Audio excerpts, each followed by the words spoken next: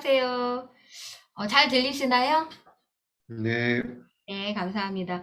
사무국에서 요청하신 사항이 있어서 먼저 좀 안내해드리고 시작하겠습니다.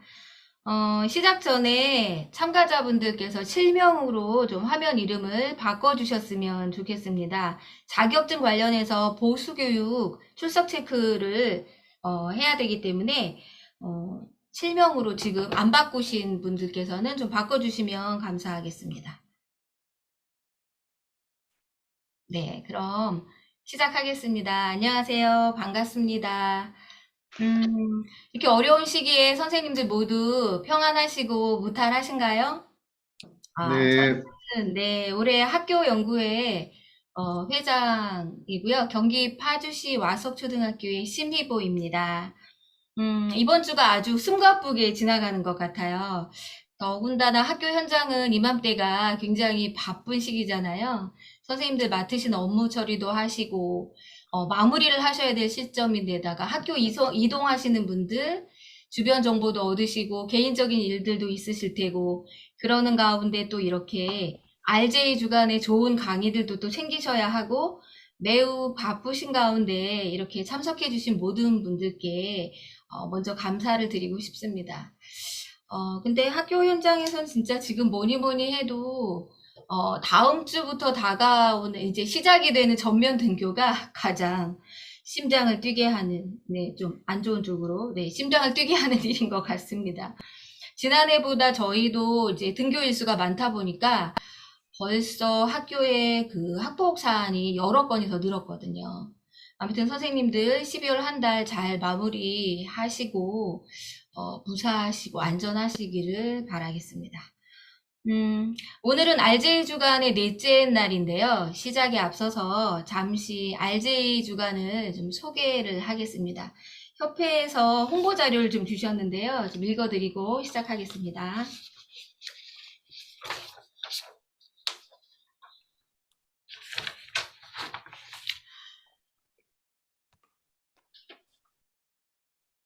국제회복적 정의 주간은 원래 1970년대부터 영국의 교도소 사목들에 의해서 재소자를 기억하는 하루를 만들어 지키던 것이 캐나다와 다른 나라들로 퍼지면서 재소자 주간으로 확대된 것에서 유래되었습니다. 재소자 주간이 1995년부터 회복적 정의 주간으로 명칭이 바뀌면서 매년 11월 셋째 주를 국제 회복적 정의 주간으로 정해서 기념을 하고 있습니다. 한국에서는 저희 협회가 지난해부터 회복적 정의 주간 행사를 진행하고 있고 올해도 회복적 정의 주간을 기념해서 다채로운 관련 행사들을 기획했습니다. 비록 코로나 때문에 비대면 온라인 방식으로 진행이 되지만 회복적 정의에 관심 있는 여러분들과 의미 있는 기념의 주간이 되기를 기대합니다. 네, 이렇게 홍보라고 하셨습니다. 자, 그러면 오늘 진행 순서에 대해서 좀 안내를 해드리면 좋을 것 같아서 제가 화면 공유를 하나 좀 하겠습니다.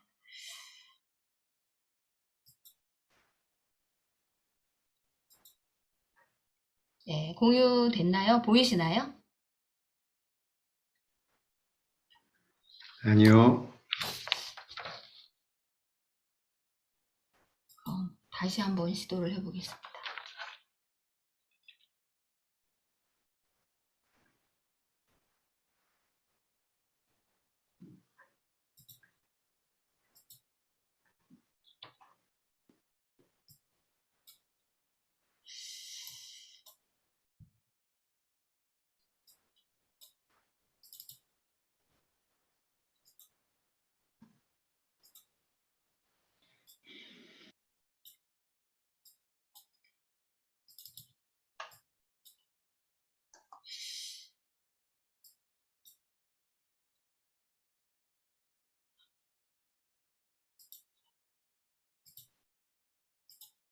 혹시 지금도 안 보이시나요? 보입니다. 보입니다. 감사합니다. 죄송합니다. 오늘 진행 순서에 안 돼, 대해서 안 돼. 말씀드릴게요. 오늘 강사님들이 두 분이신데요. 강의 내용이 정말 기대가 됩니다. 선생님들께 아마 알차고 유익한 시간이 되실 거라고 자신 있게 말씀드리고 싶은데요. 어, 먼저 회복적 정의 교육센터의 정용진 소장님께서 RJ 철학과 교육의 융합, 회복적 교사대학의 비전이라고 하는 주제로 강의를 먼저 해주시겠습니다. 40분 강의를 해주시고 강의가 끝난 후에는 10분 질의응답 시간을 가질 예정입니다. 그리고 두 번째 회복적 학교 사례 나눔은 김해 봉황초의 동혜림 선생님께서 준비해 주셨습니다. 역시 강의가 끝난 후에 10분 동안 질의응답 시간을 가질 예정이고요. 이어서 학교 연구회 소개와 감사 이벤트 안내가 잠시 있을 예정이고요. 그렇게 해서 마무리로 소장님께서 해주시면서 오늘 모임이 마무리될 것 같습니다. 그러면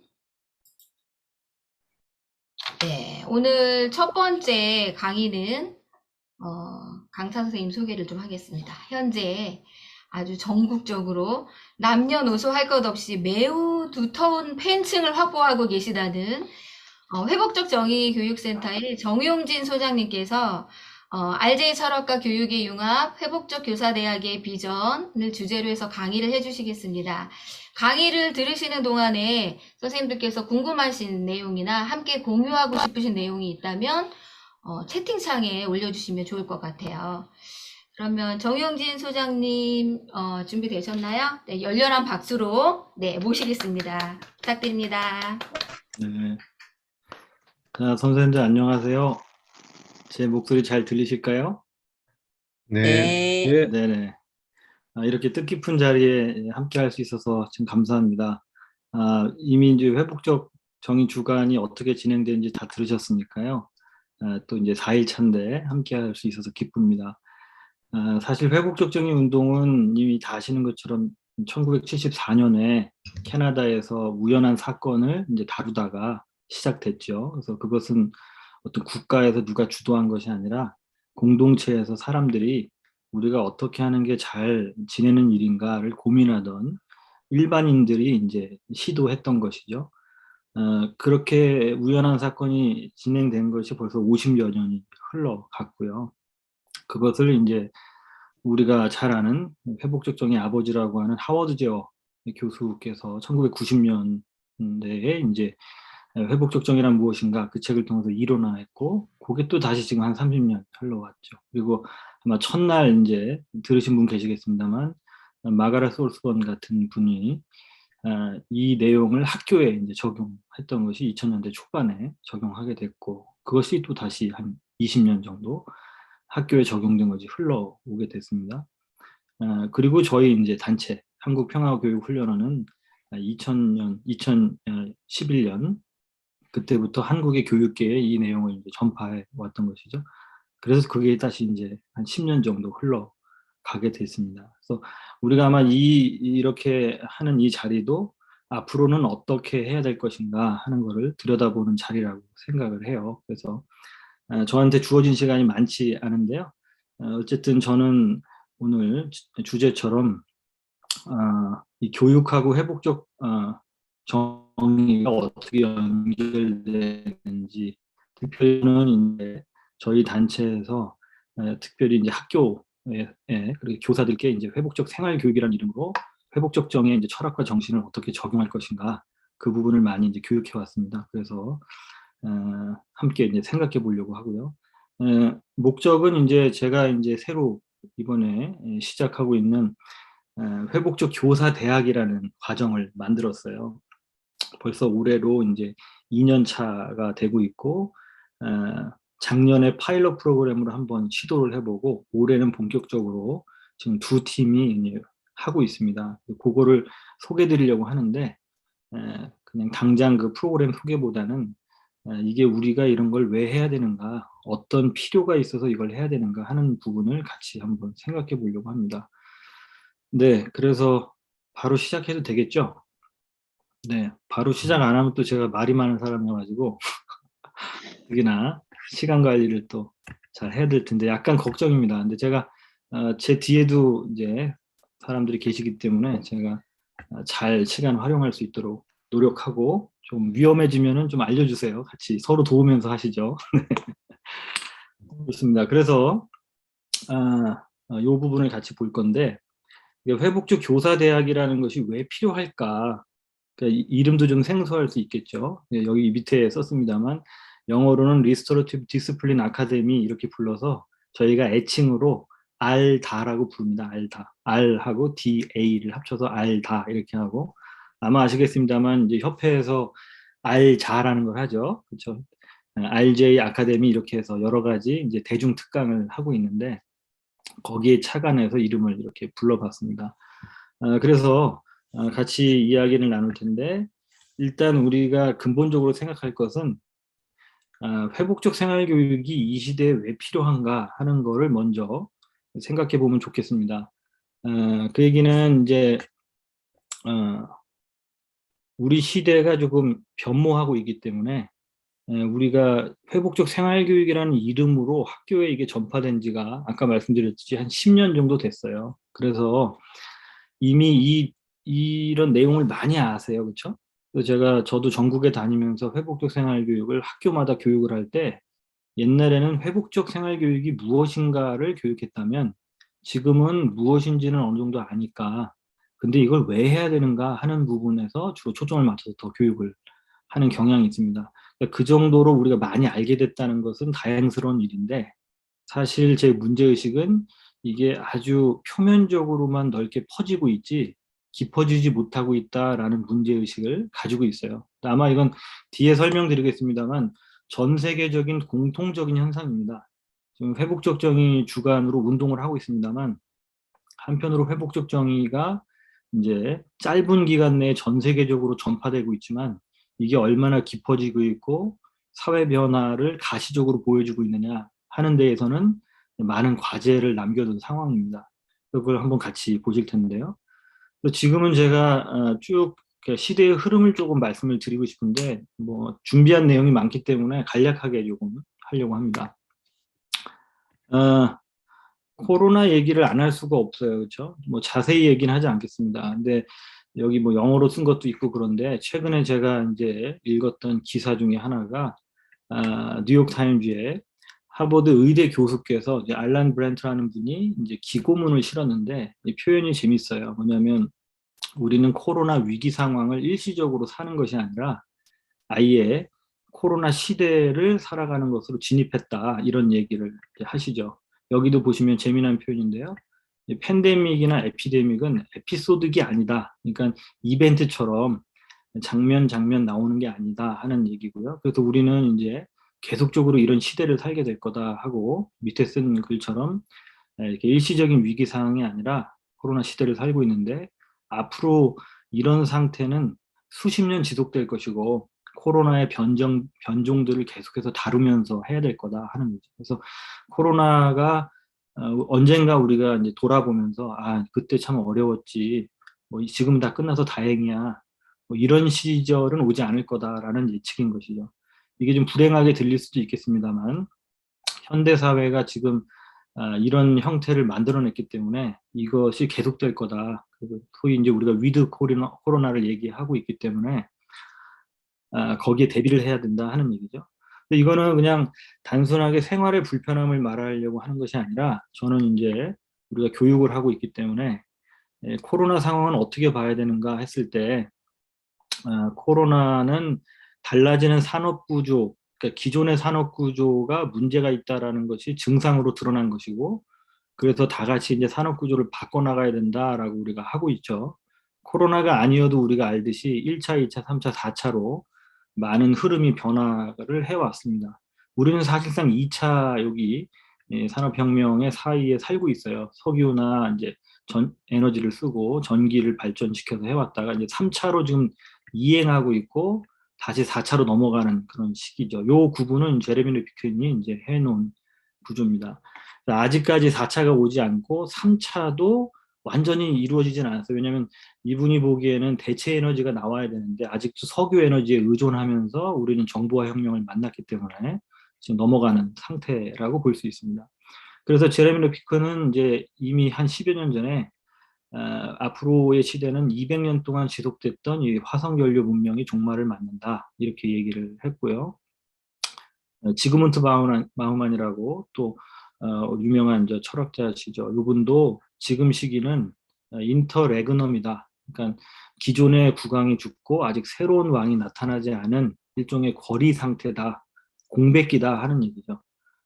그리고 유발 하라리 같은 경우도 구시대는 시효가 끝났고 그러나 아직 새로운 시대가 도래하지 않은 이런 중간기에서 우리가 모두 방향성을 상실하고 있다 하는 겁니다. 그러니까 무슨 얘기냐면 우리의 교육이라는 것도 사실은 기존의 산업 체제에 맞춰져 있는 교육 시스템이거든요. 그런데 그것이 앞으로 4차 산업이나 새로운 시대로 이행할 텐데 아직 준비가 안 돼 있는 그 중간기에 있다는 거예요. 뭐 오늘 수능도 시험 받고 아까 우리 선생님 말씀하신 것처럼 지금 전면 등교도 지금 걱정스러운 상황입니다만 지금 당장 현실은 그렇지만 불과 얼마 지나지 않으면 많은 것들이 바뀔 거다 하는 얘기죠. 그래서 가만히 들여다보면 지금 우리의 산업 사회에 에서는 대량 생산, 대량 소비 이렇게 해서 공장이나 아주 효율적인 분업 체계, 그래서 표준화된 어떤 제품을 만들어내는 것, 이게 이제 지금 우리 패러다임, 산업 패러다임을 떠받치고 있었던 것이죠. 그걸 하기 위해서 학교도 거기에 맞춰져 있었던 측면이 있습니다. 그렇죠? 그래서 가만히 생각해 보면 동네에다가 하얀색 건물 3층짜리를 짓고 똑같은 칸을 나눠주고 똑같은 책상을 이렇게 배열해 놓고 같은 연도에 태어난 사람들을 다 똑같은 숫자대로 분배를 시켜주고 똑같이 앉아 있게 하죠. 그럼 몇 시에 이제 몇 시까지 오도록 하고 앉아 있습니다. 그러면 이제 국가에서 돈 받는 사람들이 한 명씩 들어와 가지고 종이 땡치면 뭘 가르쳐 주고 50분 끝나면 또 10분 쉬고 다음 시간에 종이 땡치면 또 다른 사람이 와서 뭘 가르쳐 주고 요걸 계속 하는 거예요. 그렇게 되면 뭐가 되냐면 어떤 근대 사회에 필요한 표준적인 인간이 만들어지는 것이죠. 거의 공장 체제랑 비슷하다 하는 얘기입니다. 제가 말씀드리려는 것은 이제 코로나도 그렇고 이게 산업 체계가 바뀔 거기 때문에 더 이상 그 체제에 맞춰져 있던 교육 시스템은 유지될 수가 없다는 거예요. 이게 변모가 돼야 된다 하는 얘기를 많이 합니다. 그래서 그런데 이제 이런 현대 사회에 많은 병폐가 있다는 거죠. 이반 일리치 같은 사람은 현대화된 가난의 시대를 살고 있다 이렇게 얘기를 해준대요. 마치 우리의 현실은 사람들이 자기 자신을 자유롭게 살기보다는 시장이라고 하는 콘텐츠에 자기를 플러그처럼 꽂아가지고 사는 그런 형국이다라는 것이고, 그래서 시간을 잡아먹는 초고속 교통, 병을 만드는 의료, 사람을 바보로 만드는 교육을 받으면서 살고 있어서 자율은 무너지고 기쁨은 사라지고 경험은 같아지고 욕구는 좌절되는 사실상의 가난한 삶을 우리가 살고 있다 하는 거죠. 자본주의적으로 욕망을 실현하고 이렇게 좀 풍요로워진 것 같지만 인간은 좀 더 축소된다라는 것을 많이 얘기합니다. 우리 조한혜정 선생님 같은 경우도 지금도 이제 오늘도 입시를 많은 친구들이 했습니다만 이렇게 치열한 입시를 거치고 고액의 교육비를 지불해도 직장을 갖기가 어려운 현실이고 지금 20대들이 많이 이제 힘들어하죠. 자칫하면 잉여적 존재로 될지 모른다는 공포에 이제 시달리고 있고, 그래서 각자가 잠재력을 발휘할 어떤 학습도 이루어지지 않는 이 교육 불가능한 사회, 사람들은 자기 재능을 볼 수 있는 눈과 그 재능을 발휘할 조건을 조절할 힘을 빼앗겨 있고, 그래서 외부의 도전과 내부의 불안함을 이겨낼 자신감을 상실해 있다. 그렇기 때문에 어떻게 하냐면 가장 안전한 지대에 숨어 살려고 하는, 아까 위에서 말한 것처럼 플러그에 시장이라는 곳에 자기를 꽂아서 살고 싶어 하는 이런 형태가 되는 거예요. 이걸 또 각자 도생으로 하게 됩니다.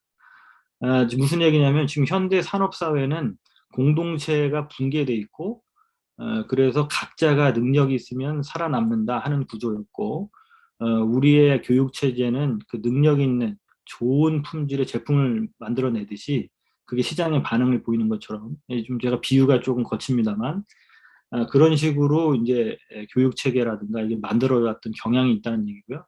근데 그것이 코로나로 인해서도 일시적으로 마비가 돼 있는 것이고 더 이상 이런 체제가 안 된다라는 경고음이 울린 것이죠. 게다가 기술 발전이 있으면서 4차 산업혁명 이렇게 되면서 앞으로는 이제 체질이 바뀔 수밖에 없다 하는 거죠. 근데 제가 드리려는 말씀은 그 바뀐 체제에서 인류가 살아가야 될 일들은 또다시 능력 있는 개인들을 양산해내는 것이 아니라 이제 함께 살아가는 능력 이런 것들이 더 중요하다 하는 것을 우리가 알게 되는 것이죠. 글이 좀 깁니다만 벌써 시간이 많이 가네요. 이게 되게 좋은 글이라서 한번 나누려고 해요. 웬델 벨이라는 이분의 철학자이기도 한데 이분이 대학 교수셨다가 40대 중반에 그냥 농촌으로 들어갔어요. 미국 켄터키에. 그래서 농사를 지으면서 소설도 쓰고 시도 지으면서 문명을 비평하시는 분입니다. 근데 이제 코로나도 그렇고 이렇게 어려운 시국에 교육이 어떤 모습이어야 되느냐, 현대 사회에 발맞추려고 했던 이 모습이 문제가 있다 하는 것을 이제 얘기해 주셨는데요. 제가 이제 이분의 글을 좀 번역을 해봤습니다. 이렇게 해서 한번 읽어 보려고 하는데요. 네. 현대 사회가 직면한 복잡하고 어려운 문제를 해결하기 위해서는 교육의 변화가 필수적이다. 학교는 시장을 위해서 존재해서는 안 되고 교육은 산업을 위한 준비, 산업 역군을 기르기 위한 양성소가 되어서는 안 된다. 교육의 효용이 산업 발전을 위해서 교육 과정이 직업 교육으로, 교육 연구가 산업계에만 공모해서는 안 된다. 교육은 시민을 길러내는 일이고 시민이 주체적인 각자의 삶을 살아가는 힘을 길러주는 것이다. 시민의 삶은 그의 삶의 현장에서 경제적, 정치적, 사회적, 문화적 책임을 완수하고 그것들을 각자의 삶을 풍요롭게 하기 위해 스스로 갖고 만들어가는 것이다. 각자가 책임 있는 삶을 살 때 그것은 공동체라는 결실로 나타난다. 교육은 그러므로 단지 정보를 제공하고 접근할 수 있는 역량을 높이는 일이 아니다. 정보를 활용할 맥락과 우선순위를 알게 하는 일이 중요하다. 현대사회는 정보가 너무 많기 때문에 정보를 단순하게 흡수하기보다는 그걸 선별하는 능력이 중요하다는 거지. 올바른 교육은 학생들이 자신의 삶을 정돈하고 질서 있게 살게 하는 것이다. 무엇이 더 중요한 일인지, 먼저 해야 할 일이 무엇인지 깨닫고 추구하는 능력을 길러주는 것이 바로 교육이다. 무엇보다 교육에서 우리가 가르쳐줘야 될 중요한 주제는 이것이다. 인간은 한없이 소비하고 살아갈 수는 없다는 것이다. 반대로 우리는 보존하고 아끼는 것을 가르쳐야 한다. 그러므로 우리는 새로운 경제를 교육해야 된다. 아끼고 돌보고 지키는 것으로 유지되는 경제. 넘치게 만들고 쓰고 버리는 경제를 탈피해야 된다. 우리가 가르치는 많은 지식이 사람과 자연과 사회에 도움이 될 일을 고민하고 우선순위를 위해 자신의 능력을 준비하는 젊은이들을 기르는 데 사용되어야 한다. 버리기 위한 경제는 그 자체로 폭력적이다. 더 많이 만들고 쓰고 버려야 풍요가 유지된다면 전쟁은 이런 경제체제의 필연적 부산물이 되고 말 것이다. 우리는 평화의 경제를 가르쳐야 한다. 너무 이제 멋있는 말씀이시고 아주 시의적절한 말씀이라고 생각합니다. 그래서 드리려는 말씀은 우리 사회는 이런 사고방식을 하는 사람이 점점 늘어나야 된다는 것인데 지금의 아까 말씀드린 것처럼 지금 이 산업사회에 맞춰진 교육체계에서는 자본주의 산업사회에 맞는 사람을 양성하다 보니까 어쩔 수 없이 직업훈련소가 되는 경향이 있다는 얘기고요. 이게 지속될 수 없기 때문에 그리고 산업 구조가 바뀌기 때문에라도 공동체적 의식을 갖는 사람들이 필요하다 하는 말씀입니다. 똑같은 얘기를 이제 유발 하라리 같은 경우도 21세기를 위한 21세기 재현이라는 그 책에서 유발 하라리도 이제 역사학자고 굉장히 통사를 많이 얘기하셨죠. 사피엔스나 뭐 호모 데우스나 이런 책을 통해서 인류가 어디로 왔고 어떤 방향으로 갈 거냐, 또 기술 발전이 어디까지 될 거냐 이런 얘기를 이제 많이 주신 분이죠. 근데 이제 그분의 책에 이제 교육 파트가 있는데 여기에 요 네 가지를 얘기합니다. 앞으로 미래 교육에서는 이 네 가지를 하는 게 중요하다. 네 가지 C가 중요한데 첫 번째가 크리티컬 띵킹, 비판적 사고를 해야 되고 두 번째는 커뮤니케이션, 의사소통을 잘할 수 있어야 되고 세 번째는 콜라보레이션, 협력을 할 수 있어야 되고 협동을 해야 되고요. 그 다음에 네 번째로 크리에이티비티, 이런 창의력이 필요하다 하는 얘기입니다. 제가 이거를 보여드리는 이유는 이 교육이 중요한데 이 교육을 어디서 하느냐 하는 건데요. 지금 우리 교육체가 완전히 바뀌지 않았지만 이게 지금 계속해서 구현되는 공간이 있습니다. 그게 어떤 거냐? 그게 바로 회복적 생활 교육이죠. 무슨 얘기냐면 여기는 이제 회복적 생활 교육을 다 이해하시고 특별히 조정 같은 걸 이해하시니까 사람들이 갈등을 다룰 때 크리티컬 띵킹은 비판적 사고죠. 자기 스스로도 자기 생각이 무엇인지, 문제가 어떻게 되는지를 이해하는 거죠. 우리가 아는 것처럼 응보적 생활지도나 응보적 정의는 갈등 당사자들이 문제를 푸는 게 아니라 권한을 가진 사람이 심판을 내려줘야 돼, 판결을 내려줘야 되기 때문에 갈등을 일으킨 사람들은 그냥 판단을 받아야 되는 수동적인 존재인 것이죠. 근데 회복적 생활교육, 회복적 정의는 문제가 어떻게 된 건지를 스스로 생각해 보도록 해야 되기 때문에 비판적 사고를 하게 됩니다. 그리고 상대방의 얘기를 듣고 내가 어떤 필요 때문에 이렇게 하게 된 건지 맥락을 설명하다 보니까 커뮤니케이션, 의사소통을 하게 되죠. 상대방을 공격하는 의사소통이 아니라 상대편의 말귀를 알아듣고 공감하고 거기에 대해서 반응하고 나의 필요를 알아달라고 요청하고 이런 이제 문제 해결적 의사소통, 공감적 의사소통을 배우게 되죠. 그리고 협력을 하게 되죠. 나하고 적대적이었던 사람들이었는데 얘기하다 보니까 서로 어떻게 합의해 나갈 건가 하기 때문에 우리가 이제 협력이라는 거는 현대 사회뿐만 아니라 인류가 당연히 하고 있는 것이죠. 호모 사피엔스는 협력하고 살아야 되는데 사실 협력이 안 되는 이유는 나하고 맞지 않는 사람 때문에 그래요. 근데 나하고 맞지 않는 사람을 적으로 돌리기가 쉽지만 회복적 생활교육은 그 맞지 않는 사람과 대화한 다음에 그 사람과 협력하는 법들을 연습시키는 것이죠. 그 다음에 우리가 합의를 해나간다는 것 자체가 굉장히 창의적인 접근이다. 갈등 상황에서 조정 같은 거 해보시면 제일 처음에 만날 때는 내가 원하는 해결책이 있죠. 저 사람은 저 사람이 원하는 해결책이 있고 서로 그것을 고집하고 싸워서 누가 이길 거냐 하는 문제고 일반 법원에서는 A, B 중에 누가 이겼다라는 심판을 내려준단 말이에요. 증거나 논리적 근거를 가지면. 근데 우리가 아는 것처럼 회복적 정의에 기초한 조정이나 회복적 생활교육은 A와 B 누가 이길 거냐가 아니라 두 사람이 합쳐진 C라고 하는 전혀 다른 창의적인 어떤 결과를 만들어낸다 하는 거죠. 그래서 이게 많은 사람들이 현대사회에 위기가 왔고 앞으로 이런 교육이 필요하다라고 했는데 회복적 생활교육은 바로 이런 부분을 다루고 있다. 그 얘기를 드리고 싶은 거죠. 또 하나는 다 영어로 써서 죄송한데 제가 플러스 마이너스 표시를 했습니다. 플러스는 dignity, 인간이 존엄을 가지고 있다는 것. 인간이 어떤 외부적인 조건과 상관없이 인간 자체로 존엄하다 하는 것을 교실에서든 학교에서든 확인해야 되죠. 아까 각자 노상의 사회라고 했는데 현대 사회는 능력이 있으면 인간 대접을 받고 능력이 없으면 대접을 받지 못합니다.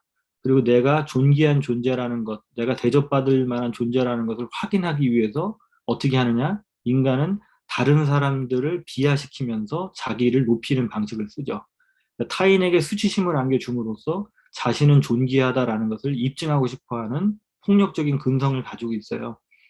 근데 그것이 학교 교육에서부터 아마 이게 문화 안에 들어와 있는 것 같아요. 그래서 우리는 이 네 가지 창의적인 네 가지 4C 이 네 가지 교육을 하면서 동시에 개인들에게는 존재 자체로서 존귀하고 존엄을 가지고 있고 또 잘못했다 하더라도 우리는 회복적 질문을 함으로써 개인들 그 존재가 잘못됐다, 존재가 문제가 있다라는 인식을 주지 않는 그 수치심을 주지 않는 이 교육이 중요하다 하는 것이죠.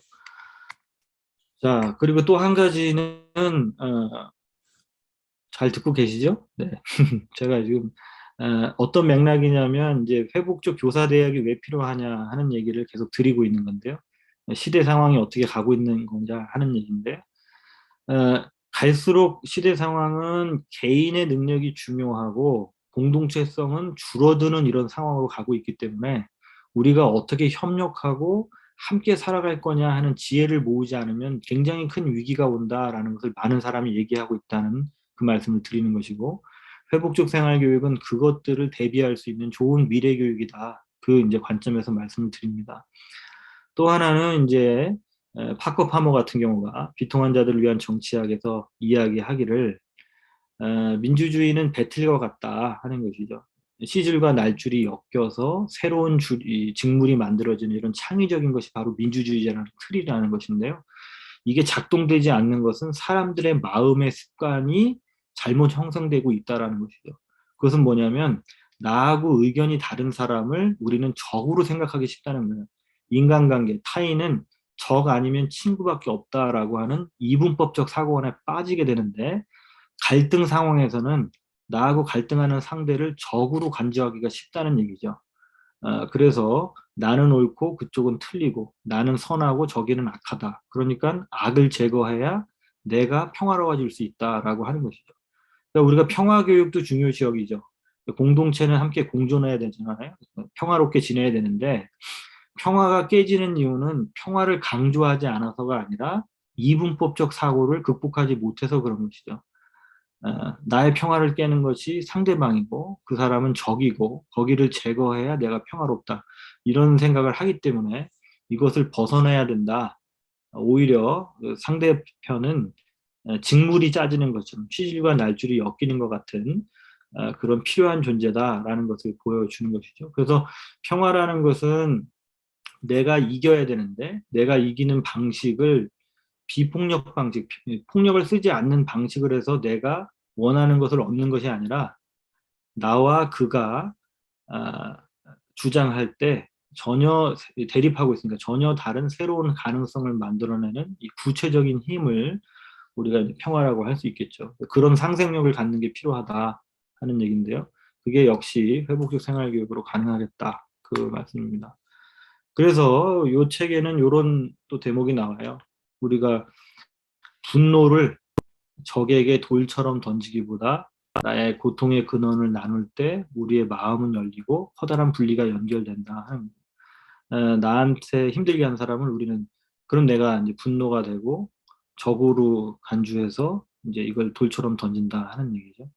그러니까 무슨 얘기냐면 아무튼 회복적 생활교육은 또 회복적 정의는 기본적으로 적을 생각하기보다 나의 고통의 근원, 그러니까 우리가 피해 중심적 사고를 하는 거죠.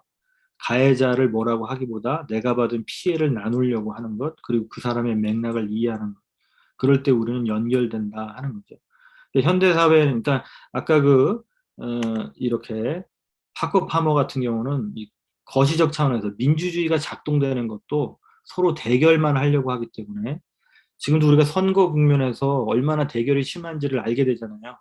상대편을 비난하고 조롱하고 제거해야 할 대상으로 계속해서 간주하게 되는 것이죠. 함께 하려고 하는 것이 아니라, 그렇죠? 근데 이런 것들이 사실은 교육을 통해서 마음의 습관 자체가 내 편이 아니면 적이다라고 하는 이분법적인 사고 때문에 만들어진다는 것인데, 웃기는 것은 보수나 진보나 모두 다 평화를 원해요. 모두 다 잘 지내기를 원하고. 근데 상대편이 제거돼야만 나의 평화가 있을 거다라는 이분법적 사고를 벗어나지 못한다는 말씀이죠. 그래서 이게 이제 마음의 습관을 길러주는 교육이 중요하다 하는 것인데, 역시 말씀드린 것처럼 회복적 정의의 교육, 회복적 생활 교육은 자기네들이 겪는 작은 갈등에서부터 누가 옳고 그르냐를 따지기보다는 어떤 필요가 있었고 어떤 욕구를 어떻게 다뤄줘야 되느냐 하는 평화로운 어떤 문제 해결을 하니까 이 마음의 습관을 기르기가 좋을 거다 하는 말씀입니다. 시간이 많이 없어서 다 다루기는 어려울 것 같아요. 파울로 프레이리도 아시죠? 페다고지를 썼던 해방으로서의 교육을 얘기한 학자시죠. 우리의 교육은 에듀케이션이라는 말 자체가 이끌어낸다라는 의미예요. 주입한다는 의미가 아니라 사람 이름도 자유로워지고 이렇게 펼쳐져 가야 되는데 사실 이 근대 교육, 우리가 에듀케이션이라는 것도 서양의 그 에듀케이션이라는 말을 일본 사람들이 교육이라고 번역해서 우리가 쓰고 있는 거니까 근대 교육이라는 것이 다 서양적 관점인데 이분은 남미분이거든요. 결국 교육이라는 이름으로 뭘 했냐면 유럽식 사고방식을 강제받았던 측면이 있다는 얘기죠. 문명화된 사람, 표준적인 인간, 근대 인간이 돼야 된다. 우리의 미명을 벗어나서. 그래서 교육해야 된다 하는 것이죠. 근데 그게 맞는 얘기 같지만 잘못 들으면 굉장히 폭력적이고 나 자신이 펼쳐지기보다는 외부에 있는 것들을 주입받는 이렇게 되는 것이죠. 그래서 이것은 억압으로의 교육이기 때문에 해방으로의 교육을 해야 된다는 것을 일찍이 주장을 하셨던 것이죠. 그래서 그것의 핵심은 이분도 뭐라고 보냐면 이 비판적 사고를 통해서 이분법적 사고를 벗어나야 된다 하는 이야기를 하는 것이죠. 그러니까 우리의 이제 학교에서의 생활 지도라는 것이 옳고 그름에 대해서 선생님들이 판단해 주는 거니까 그렇죠. 누가 옳고 누가 그르다 하는 어떻게 보면 계속 이분법적 사고를 강화시키는 형태의 교육이다. 그러니까 사람들이 함께 잘 지내기가 어렵고 공동체성이 깨져나간다. 그 말씀입니다. 그래서 중요한 것은 이 마음의 습관이 중요하고 이 교육이 필요한데 근본적으로는 그것은 알고 보면 지금 말씀드린 대로 정의 패러다임이 사실은 마음의 습관을 길러준다 하는 얘기예요. 내가 학교에서도 보면 나하고 다른 사람과 함께 공부를 해야 되죠. 더 정확하게 하면 나하고 다른 사람과 공부라는 목표를 위해서 함께 생활을 해야 되죠. 그게 학급이죠. 그렇죠? 함께 생활을 하게 되는데 그때 부딪히는 일이 벌어지죠. 갈등이 생긴단 말이죠. 부딪힌다는 것 자체가 나의 필요와 욕구를 드러내는 방식이죠. 부딪히지 않아도 문제라는 거예요. 욕구와 필요를 표현하지 못하기 때문에. 내가 자유로워지려면 그걸 표현해야 되고 그때 부딪히게 되면 이것을 선생님이 진압하고 정리하고 없애는 것이 아니라 상호작용하게 만들어줘야 되는 거예요. 그럴 때 아까 설명드린 것처럼 아이들은 계속 무엇이 옳고 그르다라는 이분법적 사고를 갖게 되는데 응보적 생활지도, 응보적 정의는 결국 선생님이 누가 옳고 누가 그르다. 더 잘못한 사람에게 응징하고 보복, 상응하는 대가를 주겠다. 이렇게 하는 거기 때문에 이런 교육은 마음의 습관 자체를 이분법적으로 만든다. 그렇기 때문에 회복적 정의를 추구해야 된다 하는 겁니다. 이걸 왜 이렇게 표현했냐면 그럼 우리는 회복적 정의 대 응보적 정의를 대별시키고 이게 대결하는 걸로 다시 가야 되느냐? 아니면 회복적 정의 회복적 정의냐 응보적 정의를 선택해야 되는 거냐? 아니면 회복적 정의와 응보적 정의를 같이 가야 되는 거냐? 이미 하워드 제어도 이 두 가지가 함께 가야 된다 이렇게 얘기했죠.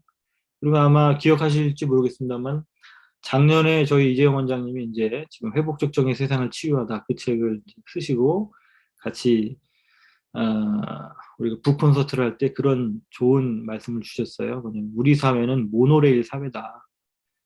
정의의 기준이 한 가지밖에 없어서 되게 불안한 사회라는 얘기죠. 모든 것을 이 한 가지 잣대로 하는. 그래서 그것이 아니라 우리가 듀얼 레일, 두 줄로 가는 기차, 안정적이잖아요. 그렇게 가는 사회를 만들자 하는 얘기죠. 또 다른 것은 이제 우리가 이제 법적 정의를 넘어서서 시적 정의로 넘어가야 된다 하는 겁니다. 시적 정의라는 것은 이제 마사 누스바움의 책이 있어요.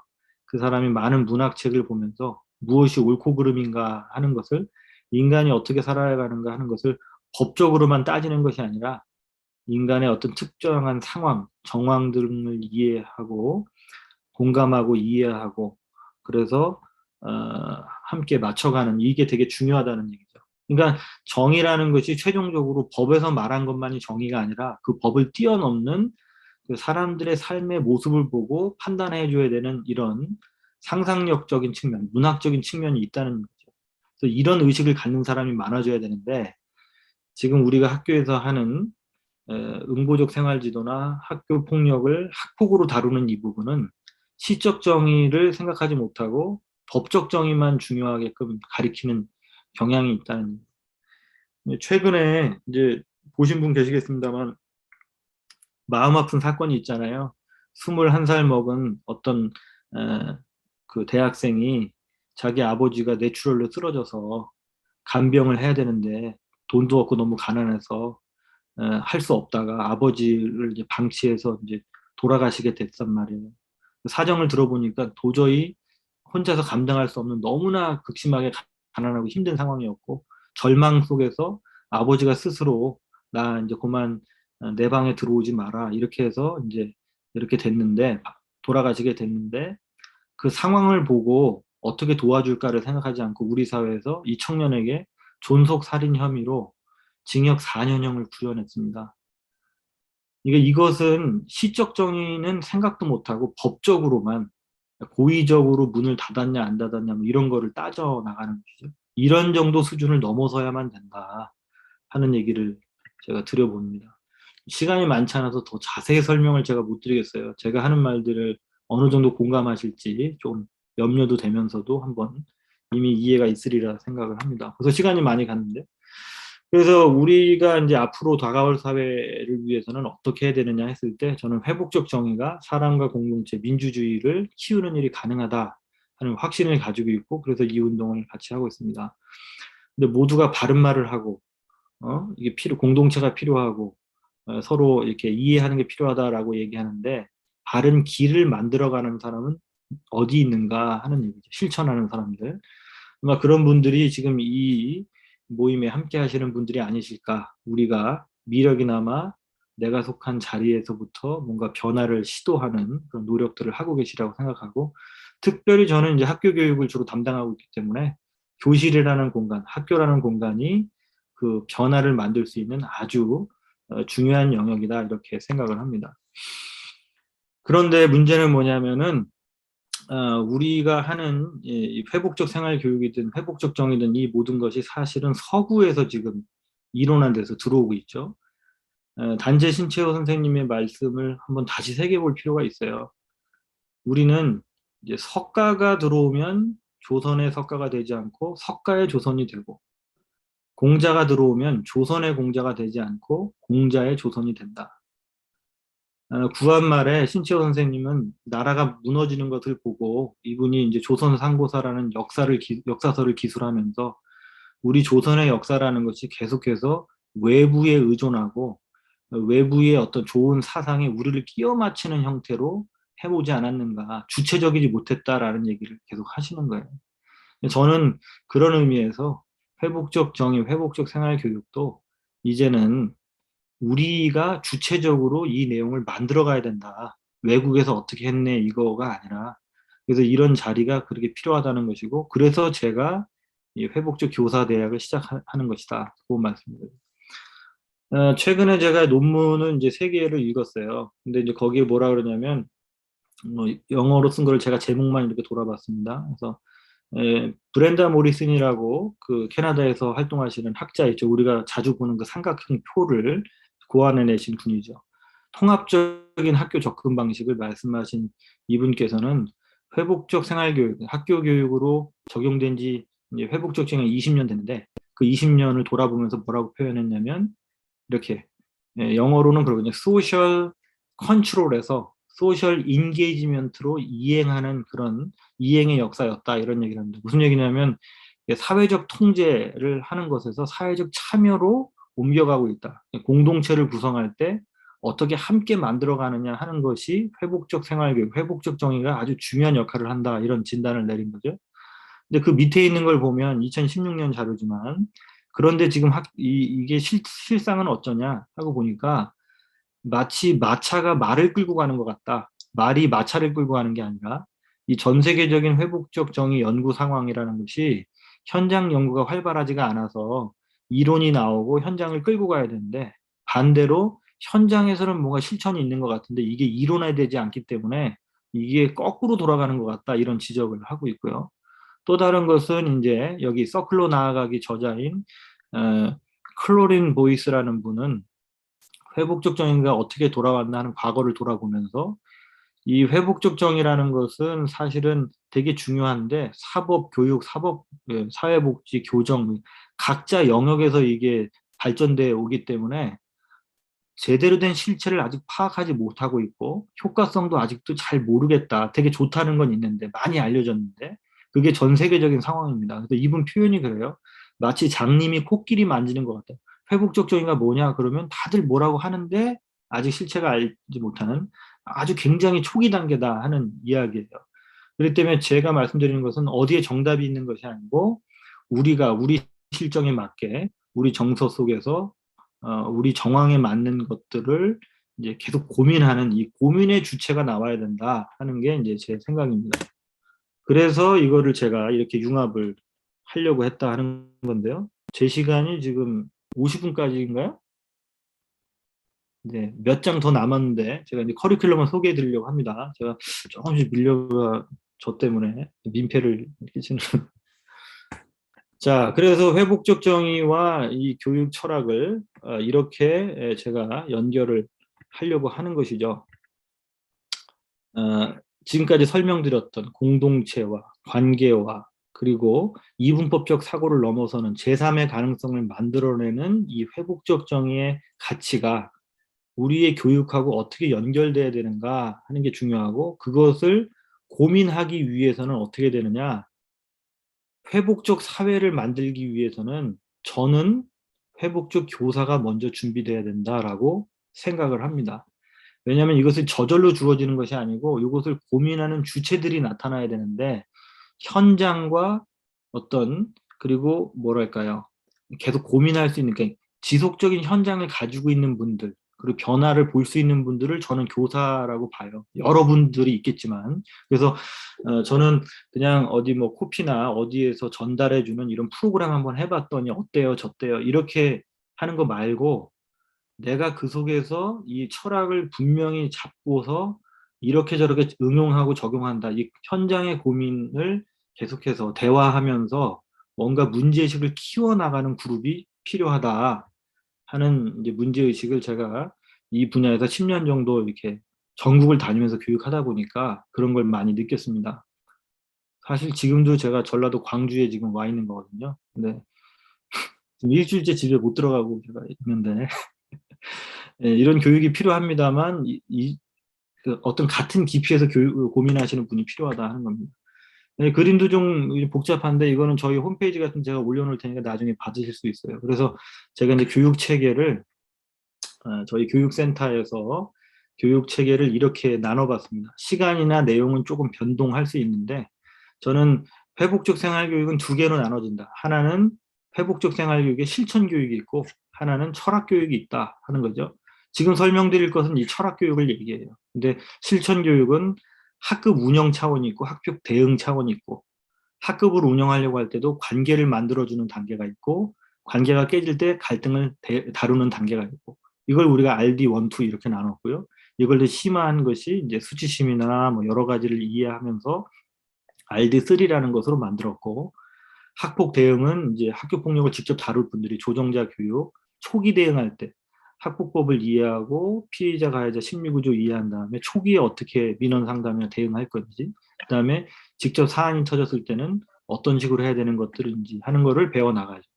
요거는 RD 1, 2, 3, 4로 지금 학교에서 연수원이나 교육청에서 연수 개설되면 이걸 하시는 거예요. 근데 제가 말씀드리는 것이 이걸 기능적으로 하는 분들이 현장 교사는 많은데 이걸 왜 해야 되는지, 현장에서 이게 잘 안 먹힐 때는 어떻게 설득하거나 어떤 이론적 구조를 가져가야 되는지 하는 신념을 가진 교사들이 많아져야 되는데 그게 안 되다 보니까 현장의 어려움 때문에 이제 그냥 포기하거나 이런 경향이 있다는 말씀인 것이죠. 그래서 이렇게 음소거를 좀 해주시면 좋겠는데요. 자, 그래서 이렇게 철학 교육을 이제 준비했습니다. 그래서 1학기, 2학기 이렇게 나눠진다 하는 얘기고 한 가지 더 드리면 여기 회복적 관리자 과정이 중요하죠. 그래서 오늘도 제가 여기 전남에서는 신입 장학사들을 제가 지금 계속 교육하고 있는데 이분들이 나중에 관리자가 되신다면 회복적 학교를 구축할 수 있는 마인드를 가진 이제 관리자가 나와야 되는 것이죠. 자, 그렇고요. 그래서 거의 다 됐습니다. 이제 회복적 교사대학에 어떻게 운영할 거냐? 1년 2학기제로 운영을 합니다. 그래서 매달 한 번씩 모여요. 매달. 그래서 매달 정해진 토요일 날. 그래서 1학기 4번, 2학기 4번 이렇게 모이고 또 격주로는 이제 줌으로 만나서 이렇게 또 이야기 나누고 이렇게 합니다. 전반부는 제가 강의를 하고 그다음에 토론, 책 읽은 거 가지고 토론하고 뭐 이렇게 가고요. 매달 필독서를 2권씩 지정해서 그 회복적 정의와 관련된 회복적 생활교육 전반에 관련된 커리큘럼을 이제 저희가 짰는데요. 그 책을 읽고 스스로 사고하고 글을 쓰고 그다음에 토론하고 이런 것들을 훈련한다. 1학기 목표는 회복적 교육론을 좀 정립하고 2학기는 회복적 교사론을 정립하는 것이 목표로 잡아봤습니다. 또 이제 프로그램은 이렇게 가요. 그래서 이렇게 매월 이렇게 만난다 하는 얘기고 필독서를 나누고 그다음에 예를 들면 첫째 주에 이제 오프라인으로 대면 수업을 했으면 2주 지나서는 온라인으로 줌으로 만나서 이제 서클도 하고 코칭도 하고 이렇게 하는 체제를 지금 1년 동안 하는 걸로 돼 있습니다. 그래서 올해는 전남에서 20분의 교사가 함께 하고 계시고요. 순천 광양을 중심으로 그다음에 부산에서 한 팀이 이렇게 하고 있습니다.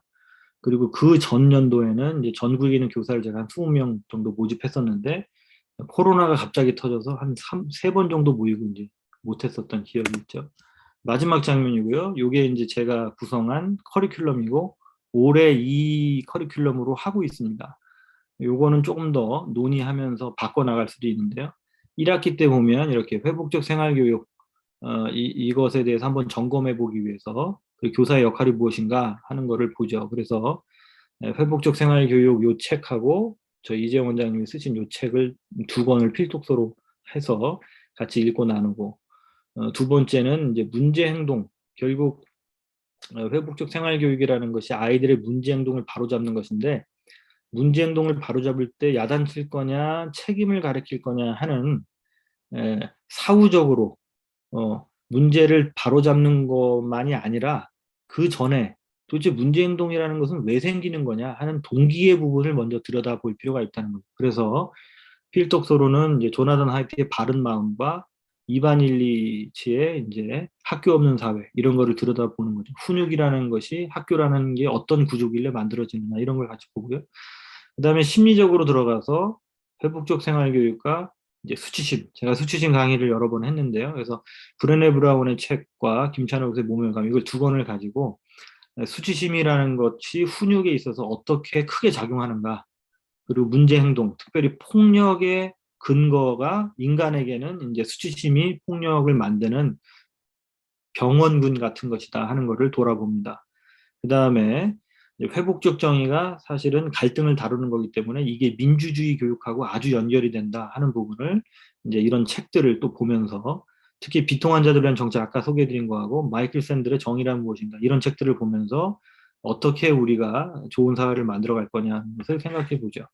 그리고 역시 서클과 돌봄의 공동체에 대해서도 우리가 이야기를 나누고, 최근 올해는 이렇게 나란 무엇인가 가르치는 이런 책들을 같이 읽었고요. 그리고 트라우마에 대해서도 우리가 생각해 봅니다. 트라우마 참고도서 많이 해놨는데 기본적으로는 이제 트라우마 이해와 치유 이렇게 EMU, 저희 이재원 원장님하고 박윤서 선생님 나오신 그 EMU에서 주로 다룬 스타 프로그램에 대한 기본 이해를 좀 해나가고요. 그 다음에 회복적 정의 평화 문화, 이번에는 사람, 장소, 환대 이런 책으로 같이 했습니다. 그리고 맨 마지막에 할 것이 이제 협력. 결국 갈등을 다루는 것은 상호 협력하기 위해서 하는 거기 때문에 인간이 어떻게 협력할 수 있는가를 리차드 세넷의 투게더라는 책을 중심으로 같이 생각해보는 그런 활동이나 모임을 해나간다 하는 얘기입니다. 네, 그래서 이렇게 다 됐네요. 네, 제가 좀 길게 얘기해서 죄송하고요. 네, 이거 지금 죄송합니다. 저 설명은 제가 이렇게 마쳤습니다. 강의라기보다는 설명 위주로 제가 한 거기 때문에 네, 그렇습니다. 혹시 뭐 조금 시간이 초과되고 있습니다만 관련해서 질문이 네. 있으시면 제가 좀 받겠습니다. 네. 네네. 정효진 소장님 너무 감사드립니다. 역시나 변함없는 열정으로 깊이 있는 강의를 해주셔서 너무 감사드리고요.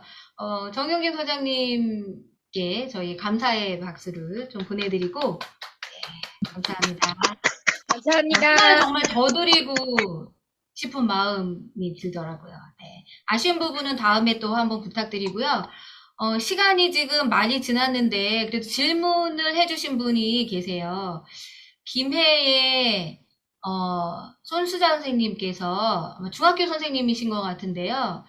회복적 생활교육을 아이들하고 서클 활동을 하는 것 이외에 좀 심화 과정이라고 볼 수 있는 단계에서 회복적 정의와 응보적 정의를 좀 알려줄 수 있는 콘텐츠나 어떤 가이드북 같은 것이 있으면 혹시 추천해 주실 수 있는지, 그리고 이인호 선생님께서도 지금 이인호 선생님 말씀하신 거는 회복적 교사 관련된 거 말씀하신 거죠? 책 목록. 자료는 예, 공유를 제가 나중에 해드리겠습니다. 네.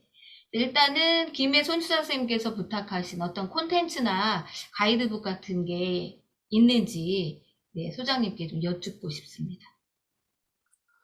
글쎄요, 제가 뭐 자료를 다 찾아본 건 아니어가지고 일단 그런데 지금 말씀하신 거가 딱 부러지게 이렇게 나와 있는 자료는 별로 못 본 것 같아요. 한국 자료 중에는. 그래서 특별하게 어떤 거다 이렇게 소개시켜드리기는 조금 쉽지 않을 것 같습니다. 기존에 나와 있는 게 회복적 생활교육이 어떻게 되는 거다 정도만 나와 있지, 아이들에게 회복적 정의와 응보적 정의를 알게 쉽게 아이들 버전으로 이제 소개해 준다든지 뭐 이런 거는 아직은 좀 없습니다. 그래서 개발이 필요한데요.